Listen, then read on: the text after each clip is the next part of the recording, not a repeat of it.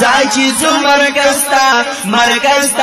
مرکستا شابهلا چیزی تر کوم ځای پورې بیا د کال 2008 2012 او د 2014 نه پس یو ځل بیا د کال 2020 لپاره د تبلیغي جماعت د ریوان مشرانو په سوات کې د اجتماع کولو اراده کړې ده. په دې اجتماع لپاره د ضلع سوات په تحصیل بریکوټ کې د درې سوات په غاړه باندې تقریبا 480 کناله کولاو میدان باندې اجتماع ته د راتلونکو خلکو لپاره د سوات خلک په لمبر باندې د خدمت کولو او د ځای جوړولو ذمہواری قبول کړې ده.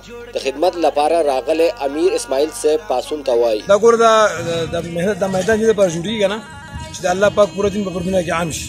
څونه خلک ته د جناب رسول الله صلی الله علیه وسلم په مهنت باندې راشي. اجتماعګه یو میلې کنه خلک میلې د پر راځي اجتماعګه د پر راځي چې دا خلک د دین د مهنت د لپاره خپل ځان تیار کړي. الحمدلله د خلک خپل دغه کوي خپل پیسې لګي خپل مال لګي خپل ځان لګي خپل وخت لګي. دا به 2 اپریل ان شاء الله شروع کیږي 4 اپریل به دعا ان شاء الله. د اپریل د میاشتې په 2 نیټه باندې به دا اجتماع شروع کیږي او په 4 نیټه باندې به پکې اخري دعاګانې غوښتل کیږي. په دې ځای کې د 4 لکو خلکو لپاره د ملاستي د ناستي اخلي پخلي او 10 چارهدام او د بیت الخلا تنظیمات روان دي. الحمدلله موږ مخکینی اجتماعات کړي 2012 کې 2014 کې 3 لک پورې مجموعه الحمدلله به په اسانه 2008 کې مې یو پیر ملا شو بیا 2012 کې ملا شو بیا 2014 کې ملا شو دا بعد 2014 نه بعد 2020 کې ملا شو. د بجلی سیستم د اوبو سیستم د جنریټر سیستم او د ګاړو لپاره د ودرولو ځایونه جوړیږي. د دې ځای پهرهدارانو سره لوی لوړې په لاس وي چې د دې ځای د ملمنو څوکۍ پې کوي.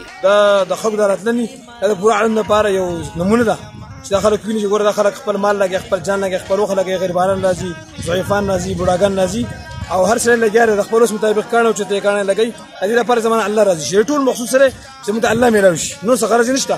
حالانکه دا خلک د خپل کور کې کار کوي د کور مخه ته کاری او معمولی کار خو کار نشي کولای کار نه کوي او د ګران کار کوي. په دې کې ته چې د جنت مسله ده د الله درته کېدو مسله ده نو هر څه خپل چې بس الله جاره هغه بوډاره ځوان ده او کوم ماشوم ده هر څه لګي الحمدلله په دې زبره چې زما الله راضي شي او زه ما د الله پاک سره کې دې په الحمدلله ټوخ لګیاري او مهنت کې لګیاري.